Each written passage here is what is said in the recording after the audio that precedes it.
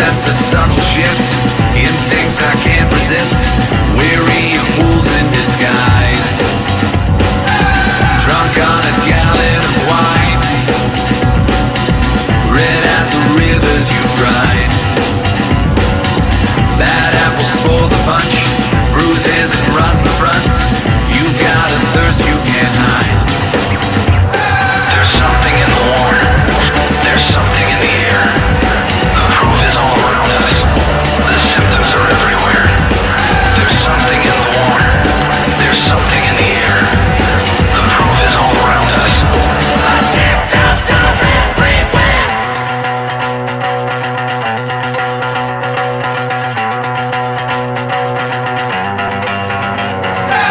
Might be a fault of design, a bark as bad as its bite. Fooled by a flash of teeth, sharp tongues that lie beneath, words that could eat you alive. There's something in the water, there's something in the air. The proof is all around us, the symptoms are everywhere. There's something in the water, there's something in the air. The proof is all around us. The symptoms are everywhere, victims surrounded, never did but what we face.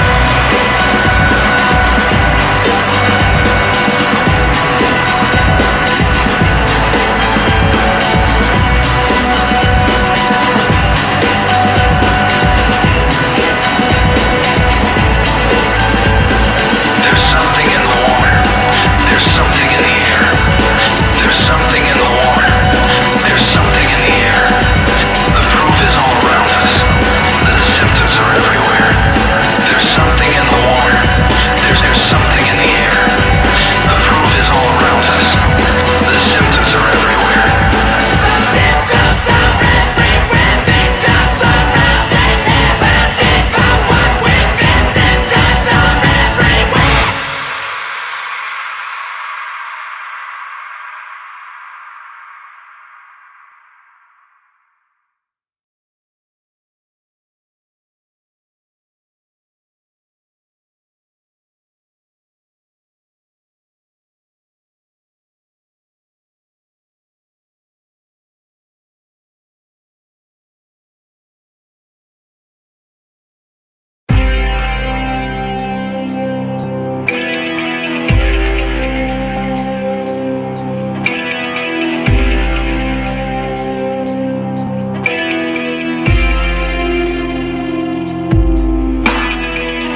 I don't envy our salvation, I don't envy our success.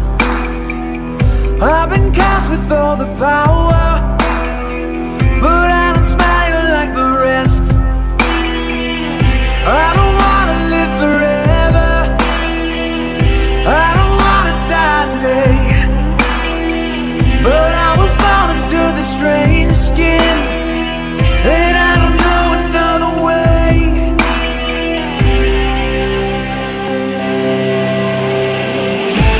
I wish I was white and the ghost of the old me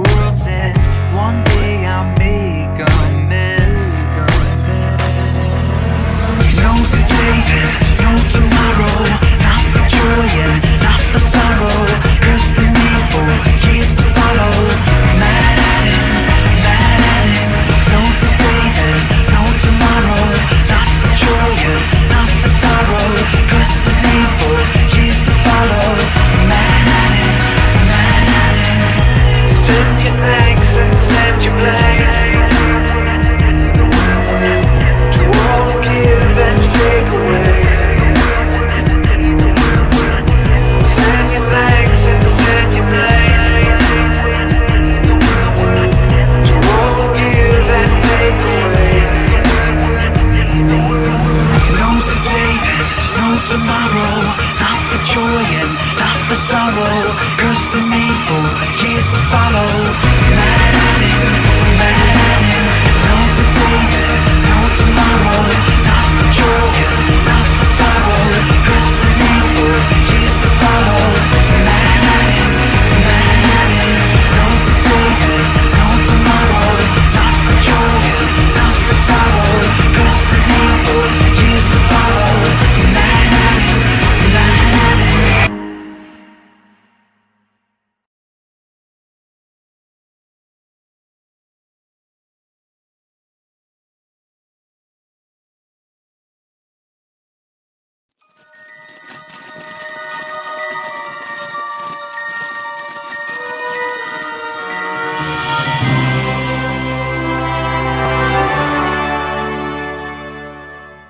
Thursday, and welcome to Creative Chaos. This show is dedicated to shining a spotlight on fantastic people creating fascinating things outside the mainstream. So, hello, thank you for being here tonight. I just want to say what is up to the chat real quick. I saw Phantasmagorical checking in saying, hey, everybody. And George Washington X checking in super early this morning. I don't know if you're still out there because you've been waiting with bated breath for Creative Chaos to start tonight, George Washington. But hello. Thanks for checking in early. And then over on Pilled, we got a raid from Madness Comic Network. Thank you so much for that. And with that raid came our good friend Ghost Pepper, who I saw just moments ago hanging out over there on Madness Comic Network, talking live on stream. So, hi. And of course, I see my co host and sidekick of the Batman, Bruce Q. Wayne, checking in over on Pilled and telling everybody to hit that red pill and also repost if you can. And on that note, why don't we bring in Batman right now? What's up, Batman? Hey, hey, hey, how you doing? Good. Wow. Look at your new office. It is way less cluttered. Yeah, I don't know how I got that. I don't even know what I clicked on, but all of a sudden, there it is. I have no idea how I did that. You were pushing buttons over there on the Eevee Mooks. I am pushing buttons on EV I have no idea what's going on. I just It know I've looks got pretty this good. great skyline behind me, and my hand even disappears when I put it too far back. I'm like, ah, my hand goes out the window. You But become a building. remember, speaking of hands, we have thumbs on our hands. Make sure you hit that thumbs up. Make sure you like, subscribe, hit that red pill, click on the links, and share, share, share. Thank you so much for that. And I'd also, because we're thanking people, thank you, Madness Comic Network, for gifting the can over on Pilled. That is Pilled.net's way of letting you monetize immediately. You don't have to hit any kind of goals of subscribers or any of that kind of bullshit. So thank you so much to Pilled.net for making that happen for us small timers, and Madness Comic Network, of course, for Yeah. donating the can. And Ghost Pepper jumped in and shouted out, I missed the crackle already. Oh, no, he doesn't. No, he doesn't. He doesn't miss the crackle. Neither do I. And I'm sure neither do you or Cosmac. But No, and also, real quick, hello to Nat Rain. Good to see you. Thanks for checking in. And Bruce, our guest tonight, warned me, and I already knew this. There is a SmackDown drag out right now within the comics community over on Dark Gifts channel. It is called the Indie Cockfight, and it's Ethan Van Sciver versus Zayd Studio, and it's a huge event. It's going on right now. So I would expect our viewership, at least over on YouTube, is going to be a little low. and we are actually sending this stream over there when we end. And Darren himself, our guest tonight, was like, "How long is this stream? I got to get out of here. I got to get to the cockfight." So Well, yes, thank we you. we can let him leave now if he needs to go to the cockfight, but then we don't have a show. So hang in there, Darren. We'll make it quick. I think it's fine, but I think tonight we'll probably stick closer to an hour so everybody can get over to that cockfight. It's been highly anticipated, and there's been a ton of smack talk over on Twitter. So I'm kind of excited to get over there as well. But we are going to do a quick pitch, and it's not all about Flip City tonight because this is something that I don't even know if you know this exists. So if you have questions while I'm reading about it, feel free. But cause if we can bring up the image, what we've got going on here, I wanted to let everybody know that we have an open collaboration going on with the Madness Entertainment Group. This is a quarterly event open to all illustrators that might enjoy an opportunity to be published in Flip City Magazine with a chance to win an advertisement run inside the upcoming edition and receive a copy of that same magazine. Everybody that participates will get a copy of the magazine. So what we're doing here is we're providing a topic for any participating artist that wants to draw on the topic. The current topic, which is closing on February 8th, is serial killers and the women that love them. And you can see one of the entries by the illustrious Levi Skeen down on the lower left. That's Robert Picton, a serial killer that fed his victims to his pigs, and the woman that happens to be a pig-faced gal. Maybe old Picton will love her back. Who knows? So what's been really fun about this collaboration is every last Saturday of the month, I get to butt into the Madness Open draw stream to hang out with the illustrators while they draw on the topic, or they could just be continuing their own work, and that's cool. So if you like live art and with just a little bit of shit talking, find the stream on Madness Entertainment Group. And that is at the Meg TV, the Meg.tv. And I'm going to drop that link in the chat here in just one moment. Um, and the way we're awarding the complimentary advertisement is with a public poll that'll be launched the day after the submission deadline. So on February 9th, we're launching the poll. I'll be reminding everyone here on Creative Chaos to go and vote, and also by blasting it out all over social media. So if you don't already follow me on X, you can follow me there at Kitty Flip City, and I'll be dropping that link as well, or on Facebook under Kitty Phillips. And I just wanted to give a few shout outs to the current participants: Levi Skeen, Omar Glitch, Rob Wilson, and Addie Kidd have all submitted. And of course, a huge shout out and thanks to Madness Entertainment Group, especially Pops Van Sant, for doing your damnedest to and connect people together to do fun shit. So if you want to participate in this round of serial killers and the women that love them, you can DM me on X or Facebook.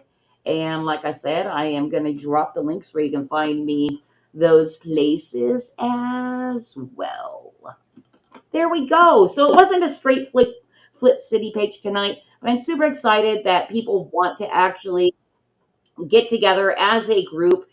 And it wasn't even my idea. It was Levi Steen and Omer that said, "Hey, why don't we like put this thing together and let Flip City kind of take over a live draw stream once a month and tell us what to draw on?" And it's been fun so far. I just have to say, I found our opening music act rather interesting, the video and all. It's real intriguing. Thank you for reminding me to thank our opening band, our house band. That was Blacklight District Studio. Jesse Blaze Snyder, who is also a comic book creator, and we've had him on stream before. So thank you to Blacklight District Shh. Studio. What? Don't tell anybody. He's Dee Snyder's son. Oh yeah. That was funny. Like when we had him on Creative Chaos, I had no idea until he said. I was like, "Oh, that's interesting." Yep. Yes, Don't indeed. tell anybody. All right. We have a All guest right. waiting in the wings. What We else we got to do do. before we can bring We him in? do. And we have to hurry through this so we can get to the cockfight, everybody. All right. So, our guest tonight, his name is Darren Wagner, or as my good friend uh, Doc Blaylock likes to say, Wagner, because that's the correct way to pronounce it. Uh, that is our guest tonight, and he is the mind behind Demi-Foot Urban Sasquatch. It's about a huge hulking monster dudes punching each other through brick walls. And it's in signups. And I think might launch on the sooner side because there was something that was supposed to happen before that's going to happen soon. And then he's going to launch. So let's watch the trailer for that. And then we'll bring Darren in.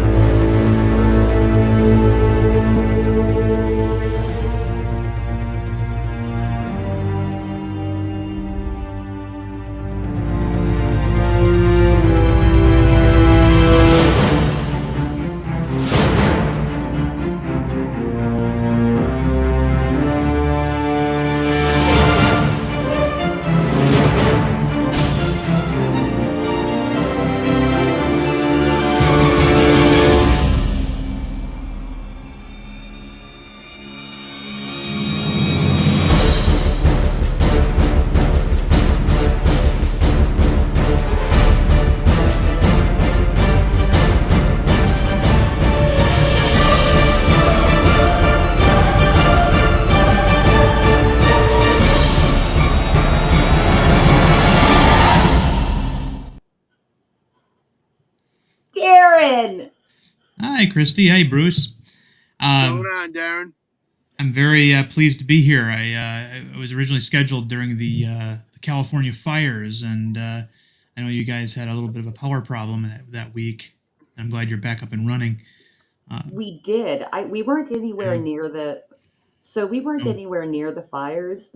mm, It's just I do live in a forest in California, and it was windy, and oh. they're like, "Oh well, we can't really handle any more fires, so we're just going to turn your power off." Oh, man, amazing. What a state. Yeah. Dude, have you ever Uh, spent time in California? I have never been in California. I was in the Navy for several years, and that's one state that I never went to. Never went to that to those harbors or anything like that. So I uh, I only hear stories. You're not missing much. Don't worry about it. You are, I'm sorry. I freaking love my state. I Mhm, am a California patriot, and I'm like mhm. all the patriots left. Not all of them. Some of us are Yeah. stuck, and some of us Mhm. have decided to stick it out. The climate is beautiful. California is mostly beautiful. Just stay out of the cities, Yeah. and You have a Yeah. you have a you'll be Russian fine. bear as your mascot on your flag. Give me a break. Russian bear. We have those bears. I've seen those bears. In Yeah. fact, I saw one of those baby bears down the street getting into a garbage. Oh They live man. here. Yeah, we have black bears here in Wisconsin, but nothing that gets much bigger than a really big dog. You know. So. Are, are Yeah, are we you have a the big brown cheese? bears. Are you a big cheesehead fan? Well, I mean, yeah, I do appreciate a good cheese. Yes. Wisconsin is primarily a brewery state. Used to be the G. Heilman Brewing Company, and Schlitz Beer over in Milwaukee. That's where they filmed the opening credits to Laverne and Shirley, Yep. but those two breweries shut down. Now it's all microbreweries and things like that. I mean, I live in a town that has more microbreweries and bars per city block than I think anywhere in the country. Um, so That sounds good. Yeah, yeah. You've got a I choice love of a lot of different cheese variety. and beer are about two of my most Mhm. favorite things. Yeah, I like but I cheese on my am pretzels with my beer. yes. I do want to stress though. I am pleased to be here, and we'll go as long as you need to go. It's not our fault that EVS decided to insinuate himself into the cockfight, but Exactly. I yeah, we blame it should all on yeah him. yeah. That was just a Well, I mean, isn't that the trend? Don't we blame everything on Ethan? Right? it's sometimes it feels really comfortable to do so. I think, but Yeah. yeah, it can't all be his fault. Well, hey, Darren, one of our new favorite ways to get to know somebody as quickly as possible is with our first segment, and it's actually Batman segment. It's called Fanboy for Us. Are you ready? Sure, go ahead. All right, we're gonna get into it.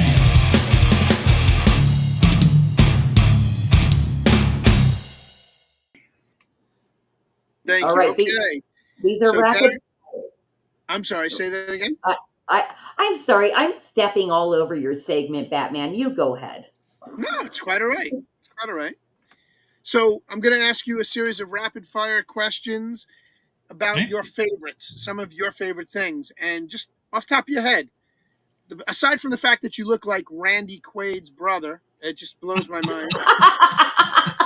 It just totally blows my mind. I'm like, God, he looks so familiar. Wait, that's Randy Quaid's brother. Dennis Quaid? Anyway, Have you ever twin been brother, told that yes. before? No. I've been Okay. called the conservative Alan Moore, but or Gandalf by some of the younger kids, but that's it. I'm a pop culture geek, so I go with the movies and the actors and actresses. Even though Petalwood could burn to the ground, and I wouldn't be too upset by it, because Hmm. Randy Quaid Yeah. actually got out of it before the shit went sideways. So Right. Right. be, take that as a compliment. You know, Randy Quaid's good people, and I'm sure he's very happy Donald Trump is in office right now. But we're Yeah. not about politics here, so let's get Okay. right into this. Okay. Standing boy for us, you're going to tell us what your favorite movie is. The Good, the Bad, and the Ugly. Ooh, a Clint fan. I love it. Cool. Nice. Yeah. Very good. One of my favorites, too. I love it. Favorite artist, any genre, any medium, doesn't matter. Favorite artist.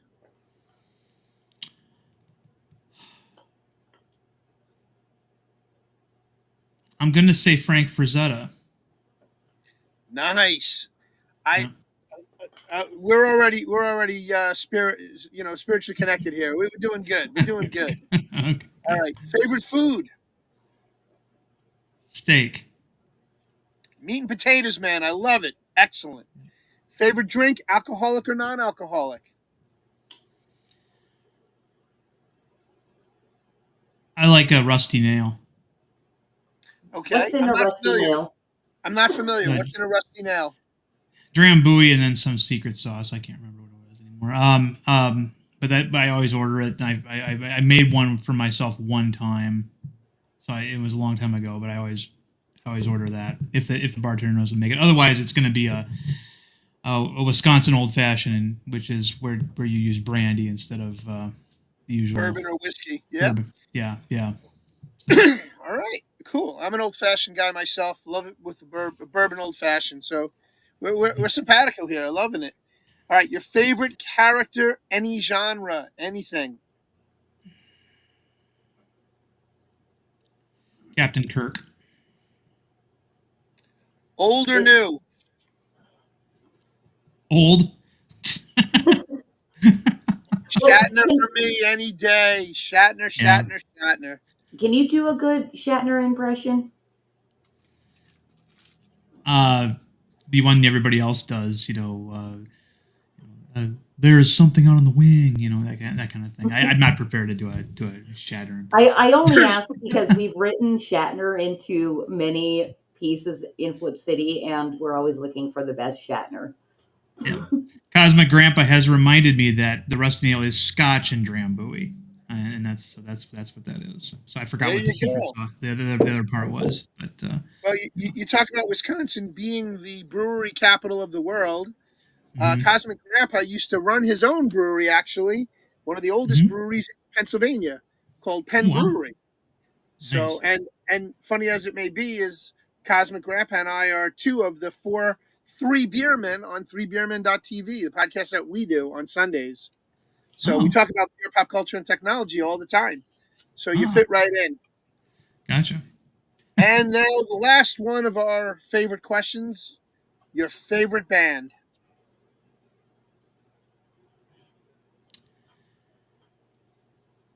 Credence Clearwater Revival.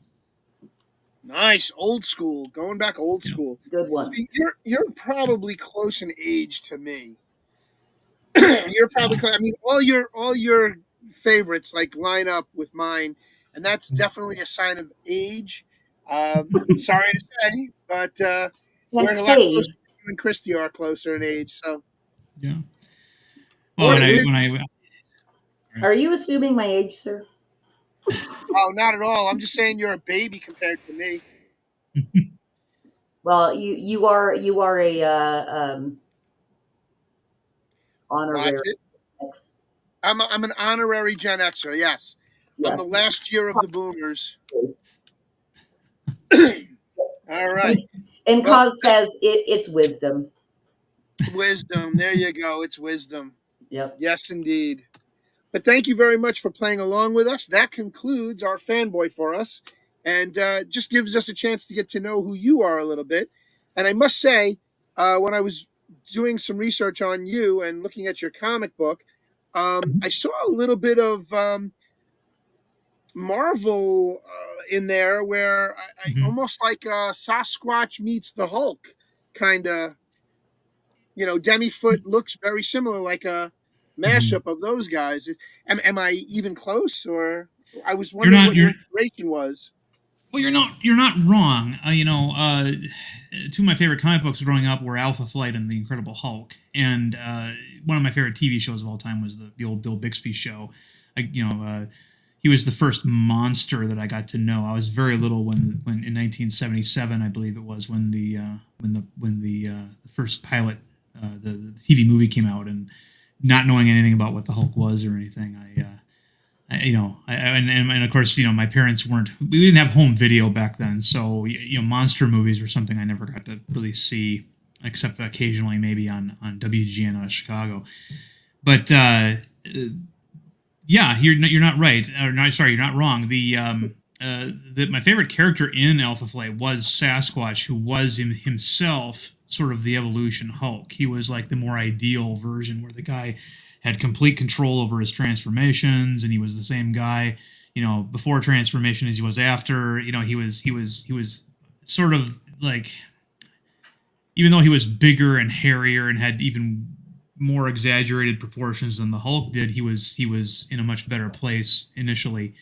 The Hulk was much more tormented, much more, Jekyll and Hyde kind of deal. Yeah, So yeah, so when it came time to create this character, Demifoot, it went through several different iterations before I settled on what he was going to be, because I had a couple of conflicting ideas, and I started thinking, oh, what can I do the most of, what sort of character is going to enable me to tell the most kind of stories that I want to tell. And the idea of a human being who has been altered to have Sasquatch characteristics was what I settled on. And I'm a big cryptozoology guy, so I listen to a lot of things like Sasquatch Chronicles, people's firsthand accounts of encounters and things like that. And one of the things that I kept coming back to in my head every time I'm listening to this guy, I thought to myself, gosh, if a human being could do the things that these people say the Sasquatch is able to do, he'd be a pretty effective, uh, not necessarily a superhero, but a monster hero, and that's what kind of got my gears turning on this. I started developing this concept, which is very steeped in cryptozoology and crypto lore, and yeah, that's what he is. So is Demifoot more of an anti-hero? You use the term crypto hero, and I'm not Mhm. familiar with that term, so I'm trying to understand Well, what your term means. the monster hero, and the three big ones that I always come back to when I describe that are Swamp Thing, first of all, the Incredible Hulk, obviously, he's probably the most successful of them, and also Ben Grimm, the Thing, from the Fantastic Four, who had his own series when I was a kid, and that was also a favorite of mine as well. They're different than superheroes in that they are not typically respected. They're feared more, because they are ugly. When I was working with John Dillard when we were designing this character, I gave him this pretty much the same instructions that Stan Lee gave Jack Kirby when they were creating the Hulk. I said he's going to be a monster, but he's got to be a good-looking monster. He can't be so horrible looking that the reader can't empathize with him, and the reader is going to have, when he's sad, I want the reader to be sympathetic, so he can't be. He's got to be big and freaky and would scare the crap out of you if you met him in an alleyway. But at the same time, he's got to be able to emote and stuff. And certain monster heroes have been unsuccessful, I think, because they're not able to do that. So, for example, Man-Thing, right? Marvel's own sort of Swamp Thing type character. Actually, I think Man-Thing came first, but they're both inspired by another indie character called the Heap, and I think the reason why Swamp Thing has always sold more and been more successful just generally is because he has a more human face. You can put expressions on his face. He can, his thoughts are accessible to us via thought balloons and such. Man-Thing is kind of more like a force of nature, and so you can't really empathize with him at all. You don't really feel a connection. Same thing, I think, with Venom. Venom being over on Marvel's side of sort of a monstrous, symbiotic, evil counterpart to Spider-Man. Initially when Todd McFarlane drew him with that great big mouth, that was fine. But then later artists had this great big tongue that would always come out, and it's like, well, how's he talking? And then they put teeth on the tongue, and it's just like, okay, you're too horrible for me to really root for you. I mean, I'm not saying that Venom doesn't have his fans, but I don't think Venom. I think Venom might have been more successful had he been. They toned it back a little bit and spent some more time on making him more like you and I. And I think that's where the movies have kind of succeeded a little bit better than the comics, because Eddie Brock. Yeah.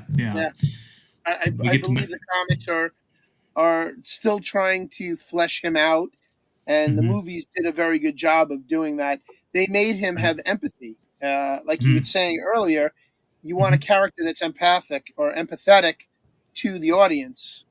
And I find that Demifoot fits that mold with the humanoid style, and yet the hairiness of the gargantuan Sasquatch type looking humanoid. Yeah, and just me knowing, because I've seen, the artwork that you put out there, Darren, regarding, the Demifoot and everything. And I know you wanted to show some images. I'm not sure if you have a screen shared already that we can bring up. I have got some stuff here that I've got prepared. And I'm sharing it now, but it has to be brought up by whoever is in charge. Yeah. Okay, well, that's okay. It'll be big soon. I just want to say it wasn't lost on me that Dillard used his name in the license plate on the cover. I noticed that too. Right. I'll try to get this here. All right. So one of the things that there's little things in here. I'm not going to spend too much time talking about this, but the town of Cooley City, which is where Demifoot takes place, at least the first arc, is an exaggeration of where I live. I live in La Crosse, Wisconsin, and that's, we mentioned breweries earlier. That was the home of the G. Heilman Brewing Company, which made Old Style, and they went away in the 80s. And so, but I have references to the city here. We've got the Twin Bridges. I don't know if you can see my cursor or anything, but yes, right there. We have two bridges that are shaped that way. Over here on this side, if we get around to it, I'll show you this. But we have a brand of beer that's made locally called Old Bell, and this is basically the old style lager shield just turned upside down. And there's another little interesting story locally about that. But anyway, we have an AMC Pacer. One of the things that you'll see in this comic is and this is taking place in a fantasy version of Wisconsin. AMC, American Motors Corporation, which was formed, I believe, in the 50s after Hudson Motors out of Kenosha, Wisconsin, merged with Nash Kelvinator, which was itself a merger between a car company called Nash and a refrigerator company named Kelvinator. They formed this car company that became like a source of state pride to own one. To if you bought an AMC car, you usually got a pretty hefty discount because they didn't have to move it very far, and it was just a lot of people had AMC cars in Wisconsin for that very reason. It was built locally, and so that's why I have a Pacer here, and these are the pages that are featured in the trailer. I'm just going to go through, and we see our character still somewhat shrouded. We do have a reveal later in the issue. You're gonna get a good look at his face eventually, and there's gonna be some images you'll see here where we do show you the face, just because backers need to see the face, right? We can't keep things from the backers. So the story is told as if you're not going to see the face until later in the story. But John had a lot of fun drawing a Pacer because he knows a lot about how to draw certain kind of cars. When I started giving him all these these AMC names like Javelin, Pacer, and Matador, he's like, I have no idea what those look like.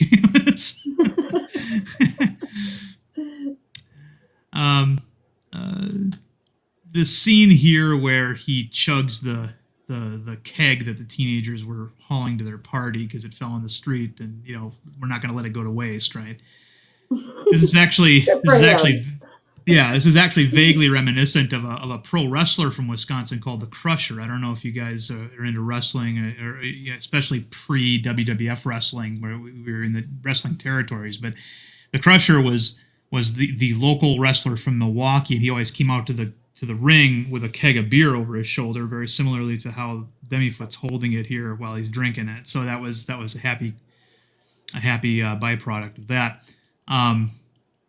But I want to skip ahead here to this page. This is something I actually had Dillard skip ahead in the story so I could show you the villains. Anybody who's familiar with Sasquatch, I'll call it lore for right now. Ever since the 1960s, people have been describing, if they've ever had a physical encounter with a Sasquatch, they're paid a visit by these two guys. One's go ahead. Those two guys, okay, because I'm Yes. thinking Man in Black on the right. Yeah, right. Yes, one of them looks like a typical G-man, Don Draper in sunglasses. The other one is always described as this rough individual, kind of like a biker or sometimes a lumberjack. And they, and what's interesting is people have been saying they've been running into these two characters since the late 60s. That if you go to Sasquatch Chronicles and you listen to some of these stories that go all the way from the 70s through the 80s into the 90s and up until very recently, 2017, these two guys appear. And I thought, well, that's interesting. There's got to be, they can't be. What if they're the same two guys each time? That's kind of spooky. So we're going to answer some questions there regarding that. This page also gives you a good look at our character before he was transformed. As you can see, he kind of looks a little bit like a typical normal everyman guy like Peter Parker or a Bruce Banner. His story is that he just got out of the Navy. He was a Navy diver, and he got the bends while he was on a dive. Now, what the bends is when you go deep and then you come up too fast, and nitrogen bubbles form in your blood and also, possibly in his case, in his joints. And so he had his joints expand, and he has to walk with a cane. You can't see the cane in that panel, but he's got a cane, and he still looks like he's in shape, but he can't move without excruciating pain, and he's going to be basically a cripple the rest of his life as a result. And so he got out on a medical discharge, and he's home, and then something happens, and then he looks like the thing earlier that I showed you, and So that's his deal. Now, this story is not told in what seems to be the most popular format lately. Like if you bought, for example, Rippa versus Yaira comic, that was told in the mystery box format, which is where you give the reader a whole bunch of stuff, and they're not able to put it all together until the very end, right? Almost like a mystery novel. I don't do that. Within the first 22 pages, and the first issue is 22 pages of content, you know exactly what this character's all about. And so I didn't want, because I needed the reader to know that in order to continue telling stories. So that's. I think it'll be very satisfying for many people. Yes, this is. I am specifically trying to go for a classic 22-page comic book feel from back in the day. I think that and the rest of Comicsgate, they like this 66-page format, and I think that's a big ask sometimes. I would rather, in 1 year, put out 2 or 3 22-pagers than one great big 66-page, especially in the beginning. Maybe if Demifoot takes off, like I hope, I'm hoping it will, that would justify, okay, it's now safe to put out, a 66-pager. But for right now, we're keeping it at the format that Marvel and DC utilized for many, many years. Cooley City is a city right in the middle of a real region in this area called the Driftless. And the Driftless is basically, if you learned in school how a glacier came down from the North Pole and basically, came down and changed the landscape of Canada, United States. The Driftless is an area where that never happened. It actually was it's like a gap. If you ever see the progression that scientists believe of the prehistoric glacier, it missed this area. So you've got all these rock formations and deep coulees and both deciduous and pine forests everywhere. So the city is nestled in the center of one of these coulees. This is an example of a coulee. This happens to be one on a foggy morning. But coulees they're like deep valleys, but they're not valley shaped. They're usually more circular shaped and such. So it's in this comic takes place in a fantasy version of Wisconsin. So the coulees are going to be there. We have a lot of rock formations in this area like this. And so you'll be seeing a lot of this kind of stuff here. It's beautiful. Oops. I had no idea. Yeah.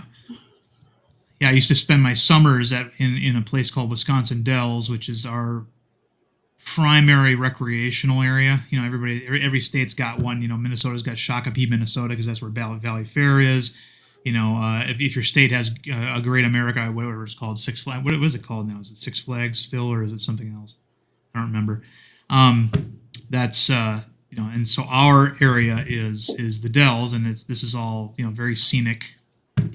So here's our guy.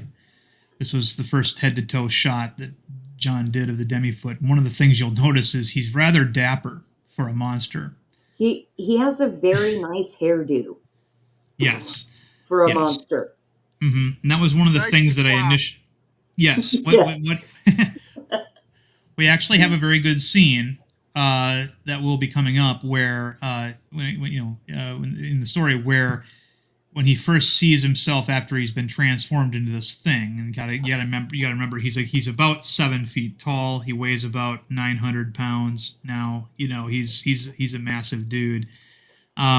His hair is long and stringy, and he's one of these guys. He just got out of the service. He's still got the grooming standards of the service. So he grabs whatever he can to cut his hair, and he gives himself what is essentially an executive contour haircut. And we establish in the story that before he's transformed, he does like to use pomade and dippity-doo and all that kind of stuff. So he's desperately trying to make himself look as normal as he can, but he can't really pull it off. But at least he's gonna, by golly, by gum, get his hair cut. So that was a bit of a vain thing. This was the first illustration that John Dillard did for me of the character, and you'll notice that he's standing on top of an AMC Javelin, 1968 AMC Javelin. Now, in the actual comic, we have these are all new cars. And the idea is that AMC never went away. When you look at superhero comics, when they want to tell you as a reader that this is taking place in a skewed reality, one of the things they like to do is they'll show like an airship flying over a city, right? We don't use airships anymore, by and large. Airships went away, in the 1920s, basically, with the Hindenburg basically going down. Mm-hmm. I didn't want to do that, so I just decided that that's why we'll just have every hero drive a AMC vehicle. And that'll be how we tell the reader this is not quite our reality. But yeah. Anyway, more of the Driftless here. Yeah, there. Now this is a cover that is actually an homage that Dillard did of, I believe it was Incredible Hulk number 316, where we have our guy in the Hulk's position, but then I've surrounded him with some of the characters that he'll be encountering as time goes on. Right. And that was something that I had known from you coming over on the coffee shop while I was there. You were talking about how you bring in a whole bunch of other cryptids throughout the story. Yes, the most mysterious cryptid, of course, is his girlfriend in the upper right here. Those mysterious, women creatures. But then we have, going clockwise from her, the Michigan Dogman, the Beast of Bray Road, which is sort of like a werewolf, except they don't change. Dogmen don't change into human beings; they stay that way. We have those eyes, which I'll get back to in a second. Over on his right, our left, is my interpretation of a creature from Rhinelander called the Hodag. Now, if you were to actually look up the Hodag on, do a Google search, what you'll see is a creature that kind of looks like a cross between a dinosaur and a bulldog. And this monster does look like that, but then he's also able to reconfigure his body into a biped in order to facilitate a really good fight between him and the Demi-Foot. So, if when he wants to move, quickly for long durations, he'll kind of reconfigure his body into a quadruped. But then when he wants to fight, he'll get up on two legs, and his front legs become arms. And anyway, so the last one up here, it looks like a pterodactyl. I told Dillard it's going to be a thunderbird. Now Dillard is from California, and so in his mind, the thunderbirds are pterodons, are pterodactyls. And there have been some people who claim that the thunderbirds that they've seen are featherless, and like a pterosaur. So he decided to make it a pterosaur. When we see thunderbirds in this comic, they will look like a bunch of different things, including the pterosaur, but some of them will look like, giant electrical birds. They have a bioelectric attack. So we'll get to see some of that high flying action. But this is our guy, and those eyes down at the bottom, that's going to be either one of the trolls from Mount Horeb. Mount Horeb is a town in Wisconsin that has a street called the Trollway, where, and I don't have any pictures with me here, but the Trollway is basically where every house has a great big wooden carving of a troll, a Norwegian style troll in front of it, and it's one of these little interesting sightseeing places. So it's either going to be a troll from the Trollway, or it's going to be another cryptid in this area called the Mineral Point Vampire. I haven't decided. I'm leaning a little bit more towards the vampire because that sounds more interesting to a lot of people than the trolls of Mount Horeb. But yeah, that's what we've got here. And yes, as you pointed out, let me just get the real image here. Yes. Normally, what would go there is Freightliner. But I said, he's like, what do you want me to put in here? And I'm like, you know what, John, go ahead and put your name in there. I love it. That way you don't have that you can still sign it if you want, but then everybody's going to know up here. And I remember when I watched John make this, I made a mistake. I asked him, so do you know what the bottom of a big rig like this looks like, right? Now I knew this was a mistake when I asked it as soon as it left my lips, because John, of course, was a truck driver for several years before he became an artist. That's right. And he proceeded to tell me all of the inspections that he had to give his vehicle, and it took about 30 minutes for him to explain all this to me. So it was sort of his way of saying, don't ever ask me anything like that again. And I gotta say, the license plate looks like it says Big Fort 03. Yeah. So Bigfoot, kind of. He wanted to, you know what, he just grabbed random letters and numbers, and that's what he came up with. I don't know that was the plan, but one of the things he did say is that he says all big rigs have Illinois license plates. And I said, why? He goes, because the tax breaks there.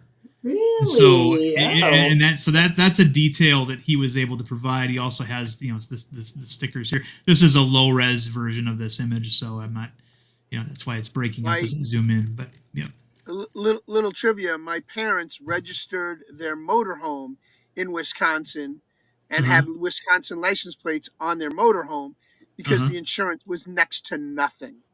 yeah, yeah. Interesting. And all they had to do was take a PO box out, and the PO box forwarded to their Florida address. Mhm. Let's see. I'm going to go ahead and switch gears here. All right. Dude, first screen share is successful. Yeah. And that was awesome seeing all of the art that's going to be published in that. And you actually got me thinking about cryptids because I used to consider myself a conspiracy theorist, right? Until I started Yeah. meeting a whole bunch of other conspiracy theorists, and I'm Yeah. conspiracy light. Like Yeah. I literally like I'm tip of the iceberg on almost everything, and Mhm. I want to get into mansplain with you because you're going to fulfill your gender role and mansplain to me more about cryptids because it's obvious that you know a lot about them. So let's get into mansplain. Let me explain. You see, mansplaining is not a negative thing. It's just that we as men have a biological urge to help propel the human race further, using our male wisdom and expertise. So you're fulfilling your gender role. These little snippets are awesome. I love the Actually, little snippets. All these right, transitions are good. dude. Okay, I had another thing lined up for you tonight, but as you were kind of going into just explaining, the small cryptids that you have in the Mhm. images, it's quite clear you know a lot about cryptids, and you are a full-blown conspiracy theorist from the rumors I've heard. Okay, I did um, everything, but yeah. so so first off, like where did this whole like cryptids conspiracy theory originate? Do you have any clue? I think if I were to ask anybody, you'd be the guy. I was one of these guys. I never believed in Bigfoot at all. I mean, when I was a little kid, I would somebody got me a book of people's and their encounters, right? And I read it, and it was fun and a little bit spooky, but to me, that's all it was. But my dad, interestingly, he's always believed that there's something out there that people are seeing, and that always struck me as being kind of odd because he's a very pragmatic man. He's not given to hoaxes and things like that. He'll you know, but And this is you as a child? me as a child, I didn't believe it, but my dad seemed, he said, well, they're seeing something out there. These are a lot of them were experienced woodsmen who wouldn't mistake a bear for anything else, right? So, but I guess you could call me a skeptic. I was, but then I started looking into it more, and the sheer volume of people who have come forward with these stories, and I don't. I think that they can't all have been lying.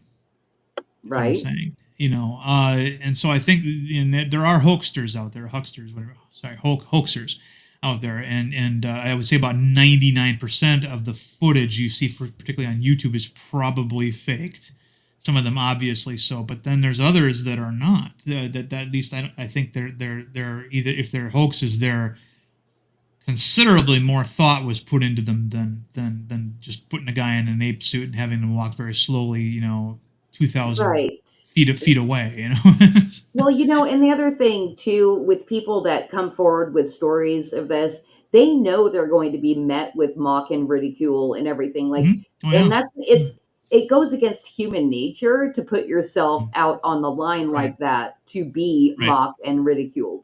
Hmm. So I mean, for me personally, it's not like I would believe every single story or anything. So you got the people that want attention no matter what, Right. but with the sheer volumes of reported Yeah. Bigfoot sightings even, it's hard Hmm. to disbelieve, Right. at this point that something is out there and exists. You, s- you start looking into these things, and then it branches off, because a lot of the places that you go for, like Sasquatch Chronicles, getting into this, or the Oklahoma Cryptid Brothers, who now call their channel Monster 911. They renamed it because they were having so much stuff that was happening outside of the state of Oklahoma that they decided they're not going to call themselves the Oklahoma, Cryptid Brothers anymore. But you start getting into dogmen and things that, the strange lights, that people often see in conjunction with Sasquatch encounters and things of that nature. The conspiracy stuff for me, though, really started when I watched a video that suggested that Devil's Tower, the mesa, is actually a petrified tree stump, and that if it was a petrified tree stump, and they gave all kinds of evidence that seemed pretty good to me about it, that the tree would have been about 3.5 miles high. Which, if you had a tree like that, that would totally change the atmosphere around it, because it's putting out, that single tree is putting out so much more O2 than what we would have. And it started getting me looking into antediluvian stuff. That's the idea of what the world was like before Noah's flood, and things of that nature, and how every culture has this ancient history about the mega forests, trees that dwarf human being, anything that, any skyscraper that we've ever built, and things like that. And that was kind of the gateway drug, if you will, to this whole thing for me. And that started about 10 years ago. So basically, the whole cryptid thing was your entry point into conspiracy theory in general. Yeah, yeah. It was a combination of a couple different things at once. The Devil's Lake tree stump idea came at the same time. That's where you start off looking into Bigfoot stuff, right? Or you start looking into UFOs, and then there's so many people who have organized sites and things like this are also telling you about these other things. And there's a lot of things that I've been exposed to that I'm not ready to buy. The idea of lizard people ruling the world, things Okay. of that nature. Or the idea that there's 4 different kinds of aliens. There's the Greys, the Nordic aliens, and then a couple other ones. And I'm not into that as much. Well, But let me there's ask you. Let me ask you this just real quick. Do you think that maybe you're not into that as much because you're just not ready to do the research into that because your focus is over here on this thing, or Yeah, yeah. I, yeah? I tend I tend to be more interested in conspiracies that directly involve the natural world. So, for Okay. example, I'm not a big Sandy Hook guy, because then there's that kind of conspiracy where it's about where false flag operations and fake mass shootings and things like that. I'm not into that stuff at all. I stick with the stuff that's fun for the Right. most part. For the most part. Yeah, You know? the things that won't absolutely turn your world upside down if it was true. Yeah, yeah. Yeah. You know, I mean, I've seen compelling arguments that the Challenger explosion, that the astronauts weren't on the Challenger when it exploded, and there's a guy who claims that he's found most of those astronauts, living other lives, and they were put into some sort of witness protection program. Some of them got facial surgery. A lot of them have the same last names as the Challenger crew, and then some of them even claim to be the brother of, the reason why I look like him is because that was my brother. And I mean, it's almost to the point where you're like, come on, this would have to be a much bigger, more well-known story if this was the case. But again, no one wants to come forward and say, we were all duped. That thing didn't, when it exploded, it didn't have anybody on board. But but it's interesting stuff. It can get your gears turning creatively. I think, like with Demifoot, the Demifoot isn't just going to fight other cryptids. He's going to fight actual bona fide super villains. He's going to fight monsters that are mostly public domain. So and Dracula might show up. Who knows? But getting back to the Demifoot thing, it's the monster hero has this ability that superheroes don't, and that is the ability to make commentary on the human condition because they are just outside of it.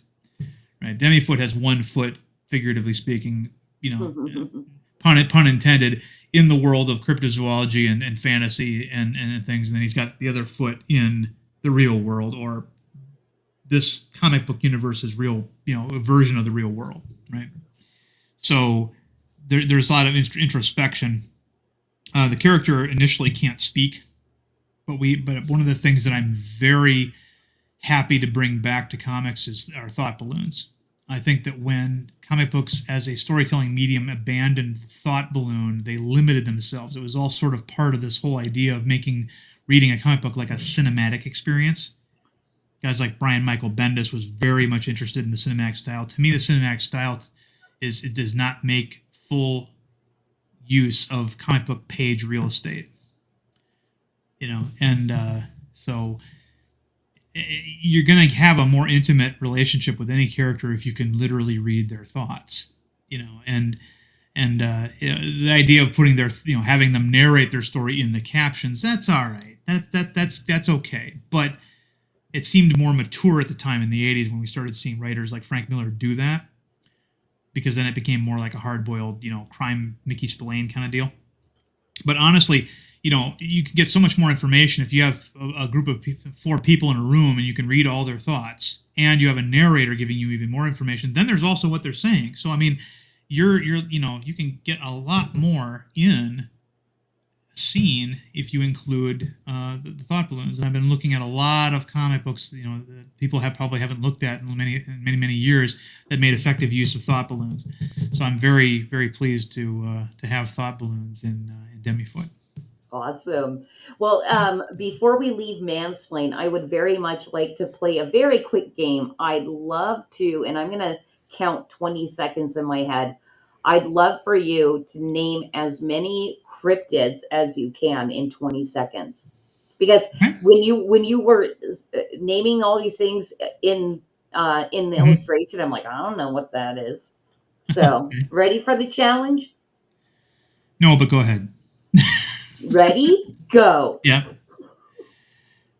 Peppy the Lake Pepin monster, as I mentioned, the Hodag from Rhinelander, the Mineral Point vampire, the Michigan Dogman, the Minnesota Dogman, the Skunk Ape, the Grassman from Ohio, Thunderbirds,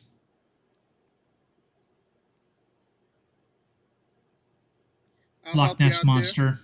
Yeah, Jersey Loch Ness Devil. Monster. Jersey Devil, yes. A little bit more of a folklore, but still, there's people who claim to see it. The spring-heeled... Okay. You got 12. Okay. Well, He was about to say spring-heeled. We got a round of applause, everybody. And then yes, the chat was like Mothman out of West Virginia. In fact, we had a Mothman encounter reported here. My area in the Driftless is starting to become a real hotspot for these things over the last 10 years.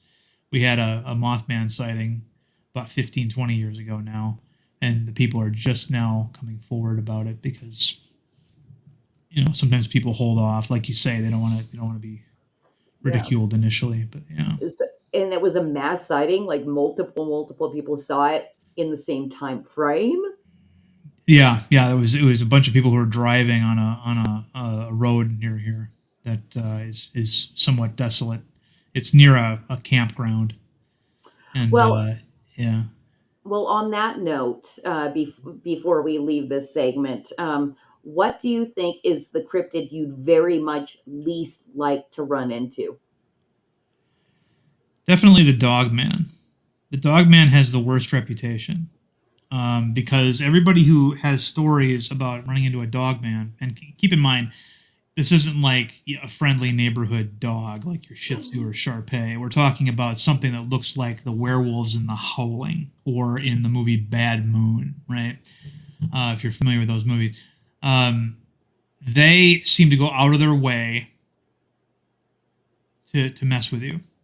And they also track you over miles and miles, you Yeah. know, and things like that. So, I mean, that would be the one that I would not want to run into just because they seem to have a malevolence to them. Sasquatch can be malevolent once in a while, but usually they just want to be left alone. You know, that whole idea, the gentle giants of the forest kind of thing. But the dog men are like a dedicated pain in the ass menace.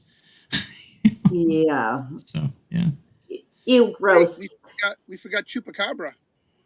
You know, Chupacabra, yes. I actually think that the Chupacabra is a displaced thylacine. The thylacines were the Tasmanian tigers that were killed to extinction in New Zealand about 100 years ago. But there were several conservation groups that would capture them and tried to deposit them in other parts of the world so that they would survive. And honestly, the idea that, you know, because the thylacine is a marsupial that has a dog-like body, but then it also has a tail like a kangaroo, which is really thick, and they can also reconfigure their back and sit up, and they look like a carnivorous kangaroo. And kangaroos, I don't know if you know this, are actually kind of dangerous. They're not this cuddly big bunny rabbit kind of thing. They're actually quite dangerous, and these were carnivorous ones. So the way that the chupacabra is said to exsanguinate their prey, that's exactly how they used to find chickens and other things that were killed by thylacines in New Zealand.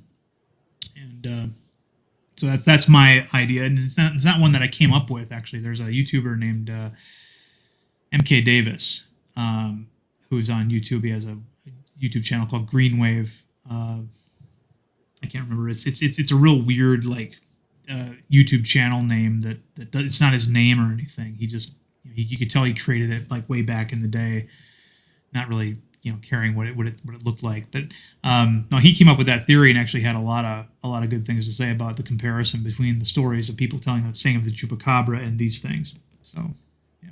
What's the name of his YouTube channel?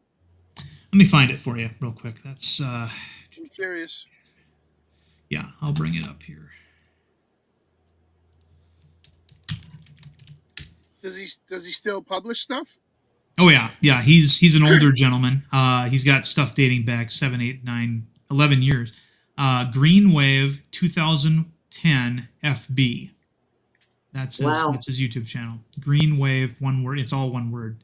2010 FB. Foxtrot Bravo. Awesome. Yeah. Well, he's done. Sorry, go ahead.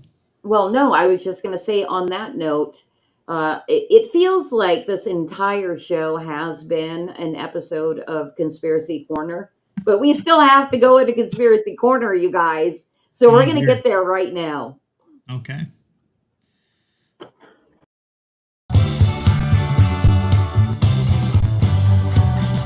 I wanna live with a conspiracy girl. I could be prepping the rest of my life with a conspiracy girl. Those weren't aliens. almost time for a new hat. I have enough holes in this. I don't think I'm as protected. So basically, Oh, I love Conspiracy Corner because, well, I don't know. I'm thinking that this tinfoil hat actually takes care of any kind of like monitoring from YouTube, and we don't, get any backlash from talking about anything that we want to, because I have the don't tinfoil hat on. don't take And this the wrong way, but you look like a Hershey's Kiss. thank you. You find all the ways to flirt with me, Darren. Okay, so here's how Conspiracy Corner works. Everybody loves the wheel. If we don't bring up the wheel, then basically our guest gets harassed. So we have to bring up the wheel. And once that gets up, wow, Batman, did you see how fast this wheel came up tonight? Thank you to our producer, Cosmic Grandpa, for making that wheel come up so fast. Anyway, these Been are the waiting in rules the of the wings. wheel. We have all these conspiracies on here. I'm sorry, I was over talking you. What? We're good? Are you eating a Hershey's Kiss? It must be caramel. He's he's doing a lot of chewing there. Oh, Oh, those look like Girl delicious. Scout cookies. Yeah. No, they They're have No, sprinkles on them. they're the those are dark Girl. chocolate drops with the white sugar coating. Oh gosh. Very close enough to a Hershey's Kiss. Anyway, okay, so Darren, here's how this conspiracy wheel works and conspiracy corner in itself. Hey, Levi, by the way, he says spin, spin, spin. All right, so you get 3 spins here. You can Okay. choose to stay with topic 1 or topic 2, but if you choose your third spin, you're stuck with whatever topic it is. And I'm Okay. really hoping actually we don't land on cryptids. I'm thinking if we land on cryptids, that's a free spin because we've covered it. Okay. Okay. And Okay. so that's how it works. You understand? You want to spin? Yeah, I understand. I'll spin. So just click the wheel, huh? No, Cause will spin for us. Oh, okay. Gotcha. Yeah. Go ahead. Oh, look at that. All right. What will we land on tonight? You know, it's funny. See, we just passed cryptids. Yep. Um, Oh. Oh, lovely. Okay. Well, Federal Reserve. it looks like Federal Reserve. Federal the mon- Reserve. the monster from Jekyll Island. Yes. Um, I mean, I'm Might as sure well be there's a plenty cryptid. to talk about. you know, Um, that's pretty dry. it is There's pretty dry. there's not much to say about the Federal Reserve. I mean, there's people who if you understand that it's not actually federal, That's pretty much it's the end. that's it. Yeah, Oh it was gosh. it's a cabal of banks that got together one day about 100 years ago or so to take over our financial system. And there's So, a marvelous book about it. Go ahead. And no, do there's your you and want to there's your continue clip talking notes about? on that. I'm sorry. Go ahead, Bruce. Do you want to continue talking about this, or would you like to spin again and try and go for another one? We can go for another one. I mean, that's as I mentioned. What I said Very was cut pretty and much all I dry. know about it. Yeah, yeah. There's a book All called right, The Creature. Cosmic, spin that wheel. Okay. Yeah. So Hey, and cause just to let you know, I'm not hearing the sound effects that go with it. If we want to look into that later. Ooh, ooh ooh, oh, ooh uh, social damn. media. Well, I mean, uh, that's a pretty basic conspiracy. that is one of the Ooh, yeah. Now that's a conspiracy that has more believers than anything because roughly 50% of people who use social media have experienced it in one form or another.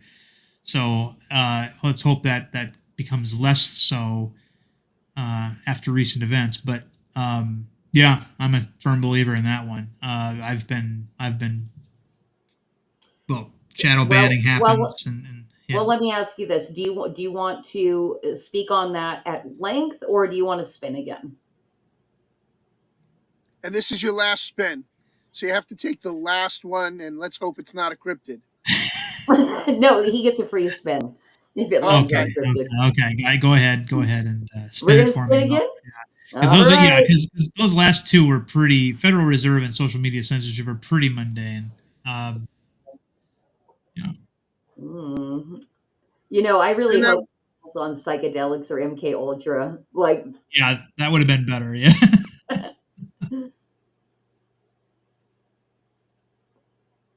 ooh, dumps would be a good one too. Oh, we're gonna get one of them. Oh my gosh. MK Ultra. Awesome. Okay, all right. So MK Ultra is a pretty scary one. That's where the government was abducting kids primarily and subjecting them to all kinds of. Bruce, you cold? Okay. I've got a cold. I've been coughing Oh, my head okay. off all Oh, day. okay. Okay. Well, I hope you feel better. No, but yeah, mostly kids, and they were putting them through very stressful, questionable, all bad guys from World War II in Europe sort of experimentation, and but there's also another side to it too, and that's the idea of genetic experiments on Montauk and things of that nature. Montauk's an interesting one because I used to, when I was in the service, I was a submarine sonar technician operator.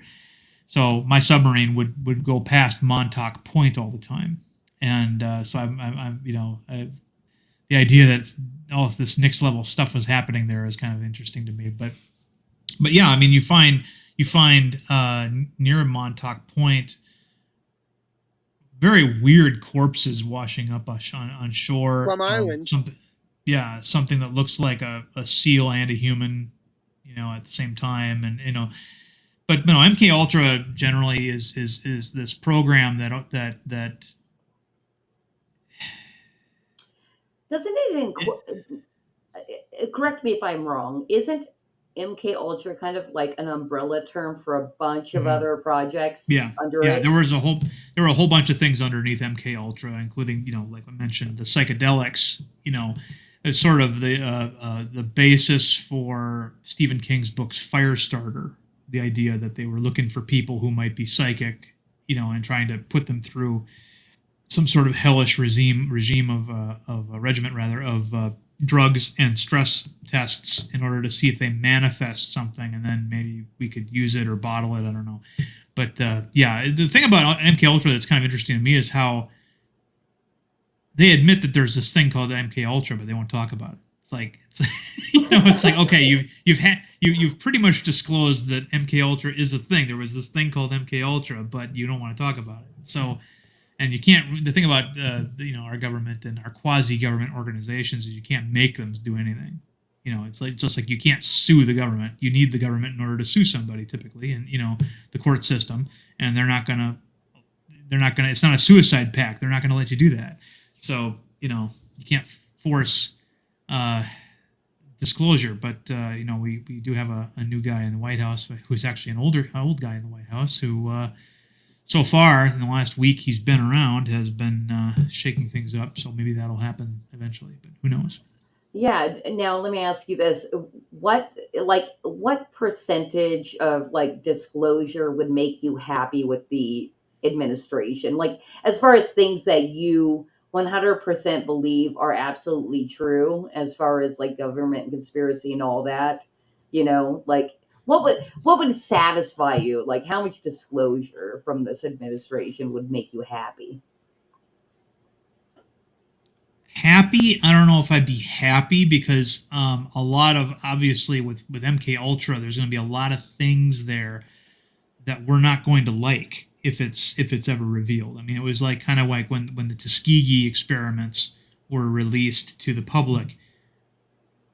It's not a good story, but at least it puts some things to rest. During COVID's, there was actual soft disclosure of UFOs, and although they won't call them UFOs anymore, they changed it to UAVs or whatever, unidentified aerial phenomenon or whatever, UAPs, and so we got that, but because we were also dealing with this what they called a pandemic, nobody seemed to be devoting any energy to this at all. But it was very interesting to all of a sudden have the U.S. Navy confirm that yes, there's these things in the sky that we can't identify, and that's the first time ever, right? it seems like it's almost like a shell game. Like we'll throw this out there and everybody will attack it, and while we do that, we'll throw this out there, and nobody will look into it at all. But we can say then we provided some information. So yeah, disclosure on MK Ultra. It's not going to be anything we're going to enjoy reading if Right. it does. Yeah. Right. And yes, I did absolutely use the wrong word with happy, but more Yeah. kind of Yeah. Yeah. satisfied or they're doing something. And Satisfied. Yeah. I guess if you want to still have a government, that's a very touchy, sensitive subject, Right. because Right. Yeah. how much can you tell, the public Hmm. how much they've been lied to without Yeah. the absolute collapse of Yeah. civilization? A great example is this JFK thing that just got released. Now he started the process. Nothing's actually available for anybody to read, I don't think, just yet. But we're not gonna 45 days. yeah, 45 we're days. not we're not gonna like what comes out. But it will, have, there's gonna be a lot of people out there who are gonna be punching the air, and then there's gonna be other people who are like, what, so I mean, like I say, if they were releasing something that had to do with the natural world, like unicorns exist and they do in fact crap rainbows or something like that, then that would make us happy. But I mean, these other, it's not that's not the there's two kinds of conspiracies. There's the fun kind, the kind that I like, and then there's the ones that deal with human darkness, and I don't want to, I don't necessarily need to know that at this point in my life. But yeah. Well, so with under the MK Ultra umbrella, what do you think is one of the most disturbing things that you think is probably 98 to 100% true? um I believe the whole adrenochrome thing was tied to experiments under MK Ultra. The idea of terrifying a child enough so that you can harvest something from their endocrine system that, and then synthesize that into something that helps celebrities look younger longer. I mean, that's just, what are we doing here, right? That's the one that I'm like, yeah, I don't want to even read any further. It's because we know human beings are capable of very, and human beings are not only capable of great evil, they're also capable of rationalizing away great evil. Uh, and so those are the ones that make me cringe. And yeah, I think that's probably the most egregious thing in MK Ultra that I've experienced so far. And I don't know everything that took place under the umbrella of MK Ultra, but that was the one that kind of like, we're still a society that wants to protect children. So Thank God. thank God for that. Yeah, and Yeah, so that's the one that's gonna hit me the hardest. yeah. Uh, Doubtful that that would be a full disclosure in any time in the near future. They gotta. I mean, not only would they have to wait until everybody that was directly involved was dead, but you probably also have to wait for at least some of the people's kids to also be dead too. Uh, you gotta figure that some, the children of some of the people that do these things benefited in some way, whether they knew about it or not. And so Right. you know, Well, this is typically how Conspiracy Corner ends, is on a very dark and disturbing note. And then I like to bring it back up with Flip City Branded. So we are out of Conspiracy Corner. Eek. okay. Adrenochrome, yeah.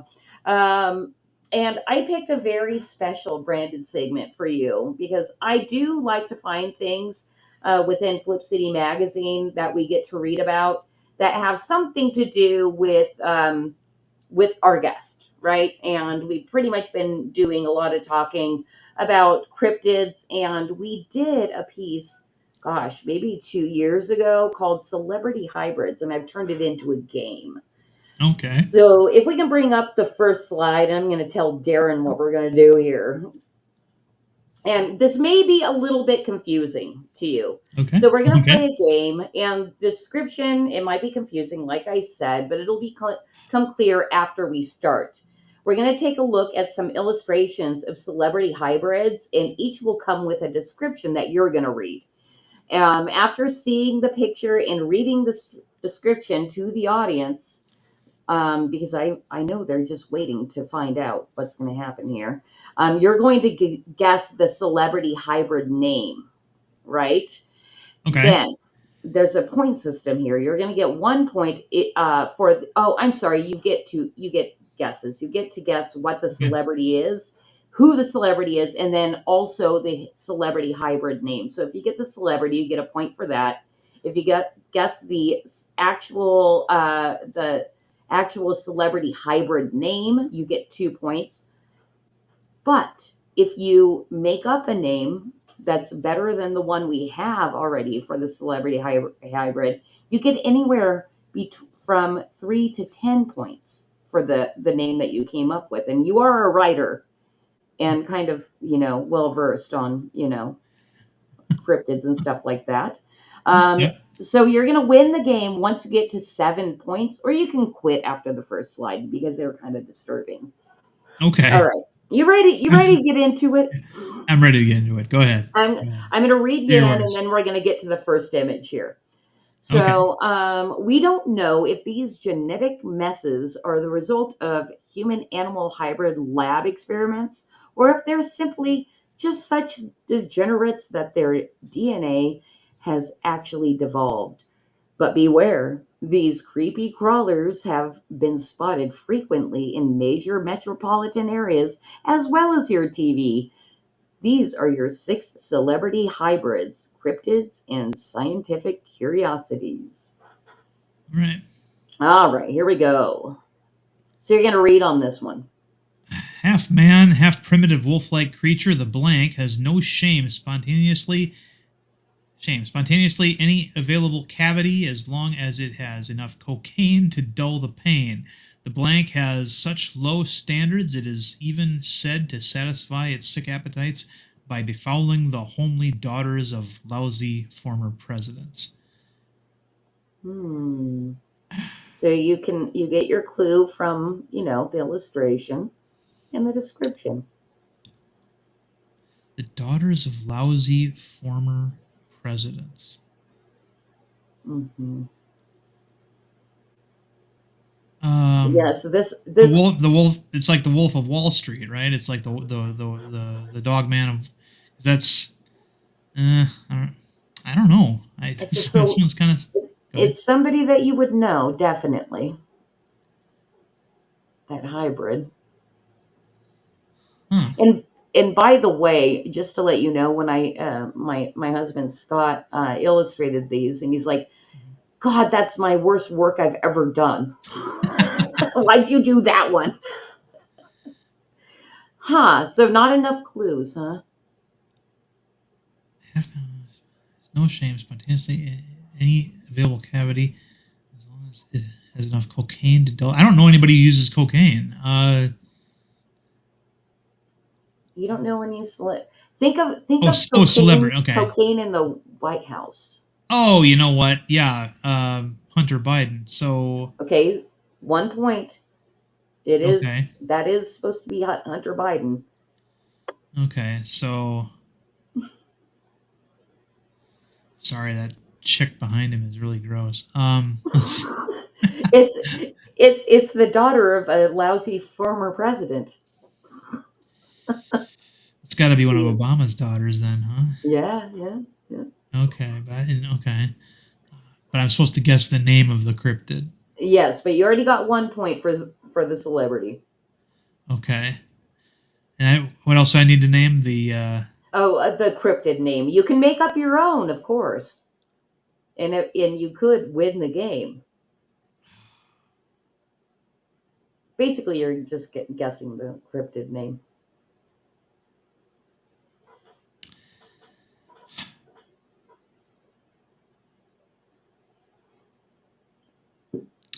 the howler monkey. I don't know.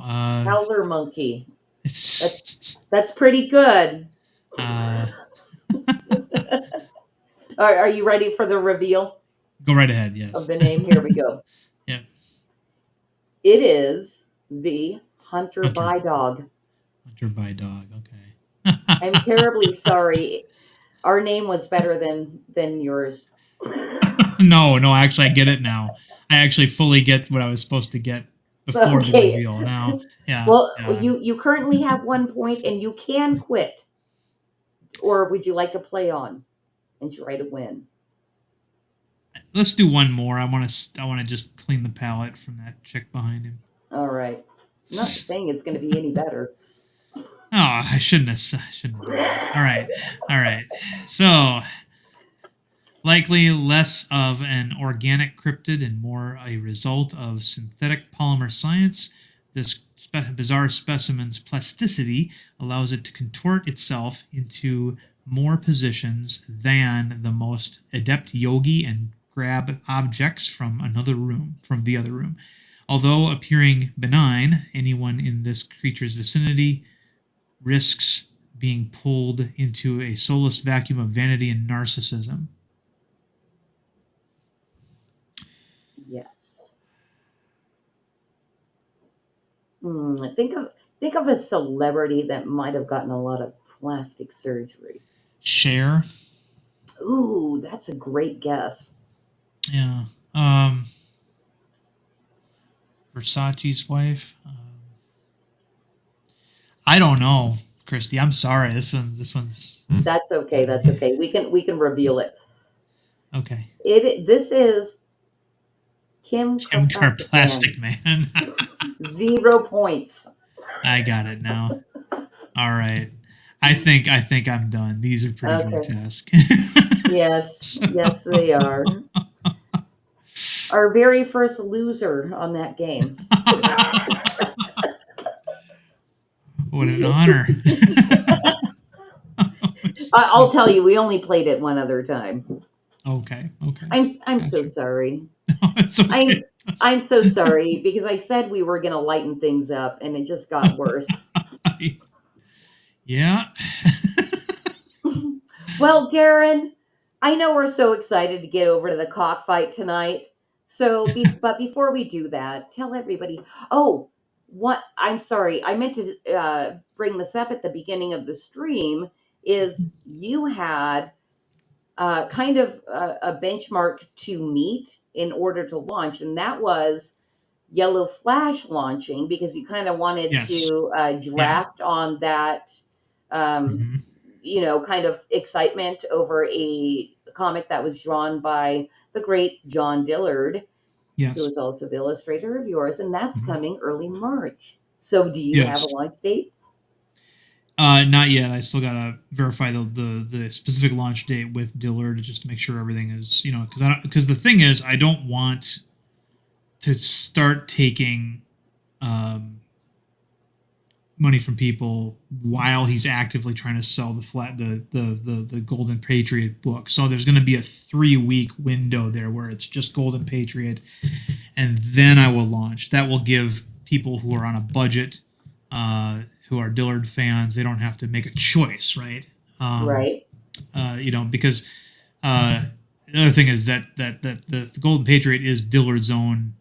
He's part owner of that character, and he's gonna hopefully make some money off of that. And I don't want to cut into that with this project because on my project he's doing work for hire work. So that's the reason why. So So you're going to I give want it a little time. right. It's not. It wouldn't make any sense. Again, I don't want Dillard to compete with himself, right? And there's going to be some people like if you were seeing Demifoot versus Golden Patriot. Well, I don't want. Again, I just don't want the fans of Dillard to make a choice. I want them to be able to pick that Golden Patriot and then wait a little while and then jump on the Demifoot wagon. So it just made more sense to do it that way. Okay, so in the meantime, and what I'm doing right now is I'm dropping in chat where people can sign up to be notified of your launch over on Mhm. Indiegogo. So Yep. that's Yep. on Indiegogo right now. And in the meantime, what do you want people to do and where should they find you? Well, if you want, if you do have $12, it's burning a hole in your pocket, and you want to see something with me and Dillard and I right now, there's a book that we have on Amazon available. It's a prose book called Captain Steel and Other Stories, and it sports a cover from John Dillard. So I'm going to go ahead and send that to you, Christy, in X. That's the link, or Okay. the or the yeah, the link is there. Let me You go just DM me the link for your Yep, Amazon. yep, right there. All right. Sent. Yep, All and right. I will so drop that in the chat as well. okay. So I mean, you can get that by, let's see, today's Thursday. You'd get that by Monday if you place that order on Amazon right now. So What's it that's called? something you Captain Steel? Captain Steel and Other Stories. It's speculative fiction, kind of like Twilight Zone stuff. But the big story in it, Captain Steel, is something that's right up everybody's alley. It's a horror story featuring a very familiar superhero, not one you've necessarily seen before by name, but one that will feel very familiar. So, um, and one thing also I should mention is that Captain Steel was something that I had written while I was on the submarine back in the '90s, and so it does take place in the '90s. So the stark lack of cell phones everywhere, uh, it'll be something pretty special for people to read. Doc Blaylock gave me some, he got a copy and he gave me some accolades for it. So I thought that was a pretty high compliment. But the other thing, of course, is that it's got a John Dillard cover on it, one that he uses on his own show, on his own channel to help promote himself. So it's very good. Very good stuff. Fantastic. And that is also in the chat now. And I just wanted to say hello to Dr. Clown. Thank you so much for popping in. And the way we go out is with a Dr. Clown promo for Flip City Magazine. So we'll see that in just one moment. All right, cool. And then on social media, where are you most active? I'm on Twitter or X, whatever they call it. I also have a YouTube channel where I put out videos usually about around once a month, with some breaks in between depending on gigs. Pardon me. And that's simply Darren Wagner. That's the name of my channel, Darren Wagner channel. Let me grab that for you.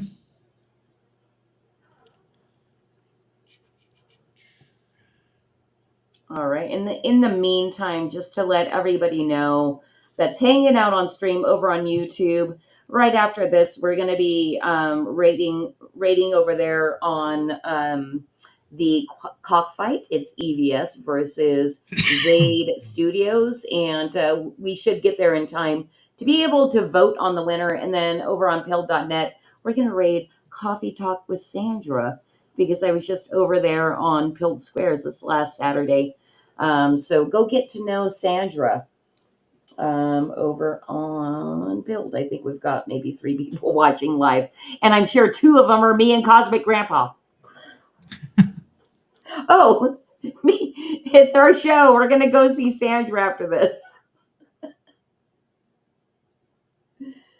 And then you DM me your YouTube, Darren. I did. Okay, cool. Yep. The thing about getting links over on X is they like to do their little special link. Yeah, it creates a hyper button instead of actually just giving you the text of the link. Yeah, I noticed that. I can probably put it in. Let's see, I can put it in the chat. Yeah, you did already. There it is. I got it. Like that. Yeah. All right, cool. And then there we go with your YouTube link. Oh, and Ghost Pepper popped in with a bugged out Pepe the Frog saying #links. So many links. That's basically all of our chat over there. All right, and then Bruce, where can everybody find you? When I'm not coughing my head off here on Flip City Magazine's Creative Chaos, on Sundays you can find me and Cosmic Grandpa on 3 Beermen on just about every platform out there. But if you want to find us, the best way to do it is go to the number 3, BEERMEN.TV, and click on the Watch Here link, and then figure out which channel you'd like to watch it on, and see us every Sunday night, 7 p.m. Big Apple time, 4 o'clock avocado time. Most specifically, most specifically on foxhole.app, pill.net. Woohoo! All Woohoo! right. And one last time, I'd like to thank our opening house band tonight, Blacklight District Studios, Jesse Blade Snyder for opening the stream, especially with all your comic art and stuff like that. And of course, thank you so much to Batman and Cosmic Grandpa for being here every week and helping me to have a great time with our guests. Darren, I hope you had a good time. I did. It was outstanding. Good. And then I'm going to see Enjoyed it. you in chat on the cockfight here in a couple minutes. I hope. Probably. Yeah. Yeah. All right. Uh, Well, whoever you're voting for, I'll just go against you and talk and shit talk you. okay. 'Cause Sounds good. apparently that's what we Sounds do. good. I'm not a huge. I mean, I'm not a huge fan of either of them. I'll be honest. I don't hate them, but I do have a favorite in terms of personality.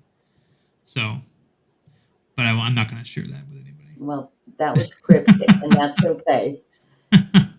All right, cool. Well, thank you also to the chat for popping in tonight. I saw Aaron Moriarty. I did not say with my words. Thank you for coming. If you're still out there, thank you so much for coming.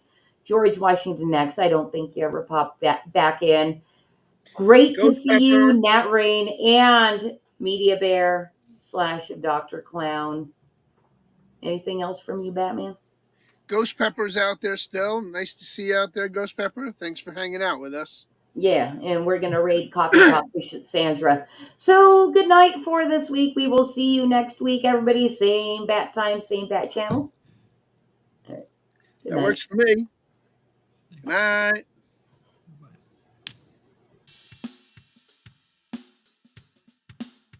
Okay, class. List everything insensitive, exclusionary, bigoted, nationalistic, misogynistic, and offensive that you can find in history's great myths and legends.